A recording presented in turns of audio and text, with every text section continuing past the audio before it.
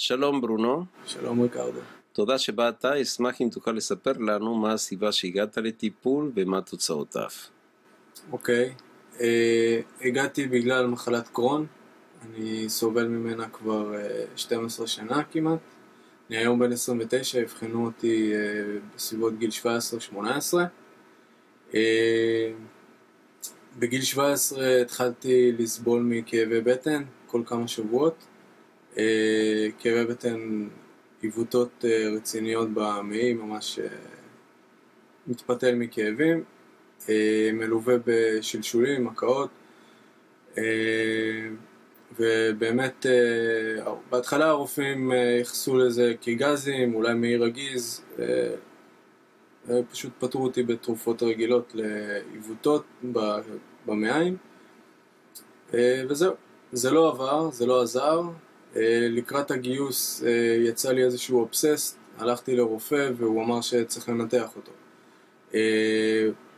בניתוח הרופא שניתח אותי חשש שזה לא בדיוק אבסס, זה כנראה התחלה של פיסטולה. באמת הוא ניתח אותי לא רק בשביל לנקז, אלא גם כדי לסגור פיסטולה, והוא חשב שזה סימפטום של מחלת קרון ושלח אותי לעשות שיקופים, קולונוסקופיות, כדי לאשש את זה. הבדיקות באמת יצאו חיוביות למחלת קרון, ואז בעצם התחילו לתת לי את התרופה הראשונית, שזה היה רפסל. כמה חודשים עם הרפסל, לא חל שיפור בכאבי הבטן. במקביל הפיסטולה לקח לה זמן להיסגר, אמרו לי שזה ייקח גם זמן להיסגר בגלל הקרון. דיברו במונחים של חצי שנה, שנה, אולי אפילו יותר. במהלך התקופה הזאת כמובן זה מקלחות 4 פעמים, 5 פעמים ביום כדי לשמור על האזור נקי. פשוט אורח חיים סדיר לא קיים. או שאני עם כאבי בטן, או שאני במקלחת, זה בערך הייתה התקופה שאחרי הניתוח. ונתנו לי גם טיפול רמיקייד, לווריד כמה פעמים, כדי לעזור לסגור את הפיסטולה ולהקל על הקרון. גם לא ממש עזר, הפיסטולה בסופו של דבר נסגרה אחרי שנה וכמה חודשים, חודשיים, 3.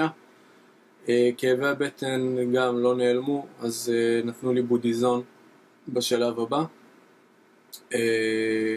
הבודיזון גם חל שיפור מסוים, אבל לא החזיר אותי לאורח חיים סדיר. עדיין הייתי סובל הרבה מכאבי בטן, שלשולים, מקאות. באותה תקופה איבדתי 15 קילו. הייתי פשוט מרותק למיטה. בשלב הזה התחלתי גם לחפש דברים לא קונבנציונליים בשביל ריפוי. יש לי משפחה בברזיל שהמליצה לי על רופא הומאופת שהם מטופלים אצלו. לטענתו יש לו הצלחות עם חולי קרון. טסתי לשם, נתן לי תרופות, הכין לי תרופות,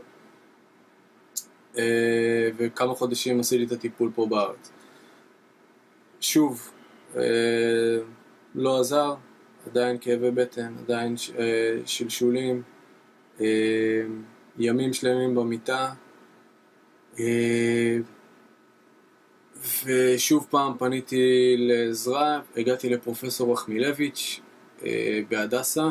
הוא באותה תקופה עשה איזשהו ניסוי לסינון נוגדני דם. הסכמתי להשתתף בניסוי שלו. בעקבות הניסוי חל איזשהו שיפור, אבל זה 3 פעמים בשבוע לעשות סוג של דיאליזה, ואחר כך השיפור גם לא החזיק לי הרבה זמן, אז ככה שזה לא היה בדיוק פרקטי.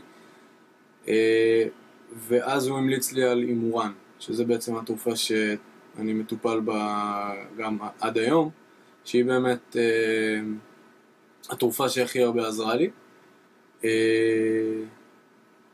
בסופו של דבר האימורן הורידה את ההתקפים למינימום, שזה כבר לא ימים שלמים במיטה, זה התקפים 3 פעמים, פעמיים בחודש, שזה עוד במצב שלי, מה שחוויתי עד אז היה שיפור משמעותי.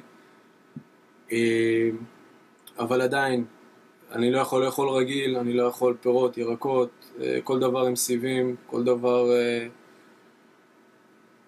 הדיאטה די מוגבלת ומצומצמת, כמו כל חולה קרון אני מניח. אבל איכשהו הסתדרתי עם זה. הגעתי לריקרדו כי לטווח ארוך ההימורן פגע בי בדברים אחרים. כמובן זה מדכא את מערכת החיסון, אז הייתי סובל משפעת, מהצטננויות, כל דבר שיש באוויר. הייתי סובל ימים, שבועות. אז אם זה לא היה קרון, אז זה היה פשוט מחלה אחרת שהייתה מגבילה אותי. והגעתי לריקרדו דרך אבא שלי, שגם מטופל. אחרי חודשיים של טיפול הרגשתי הקלה אדירה בסימפטומים. הסימפטומים נעלמו לחלוטין. לא חוויתי התקף אחד מאז שהתחלתי את הטיפול. לא שלשולים, לא הקאות, לא כאבי בטן. התחלתי לאכול רגיל. ירקות ופירות חזרו לדיאטה שלי. סיבים גם. וללא תופעות לוואי לאחר מכן. כלומר, חזרתי פשוט 10 שנים אחורה מהבחינה של תזונה. המשקל שלי חזר ממש לנורמה. במקביל, כשפניתי לרופא המטפל שלי והצגתי בפניו את הסימפטומים ומה שאני מרגיש היום, הוא הוריד לי את המינון של ההימורן, בתקווה שנמשיך ולהוריד את המינון, שזו אחת הסיבות שבכלל הגעתי לריקרדו. לטווח הארוך נחרדתי לגלות מה ההשפעות של ההימורן לטווח הארוך. ואפשר לומר שחזרתי לאורח חיים די סדיר. ספורט, חזרתי לעשות ספורט בלי שום בעיה. אני יכול להתחייב לחופשות ארוכות, כי אני לא חושש יותר שאני אהיה מרותק חצי מהחופשה במיטה. זהו, אני רק מקווה באמת שניפטר מההימורן ושנמשיך ככה. תודה רבה ששיתפת אותנו. להתראות.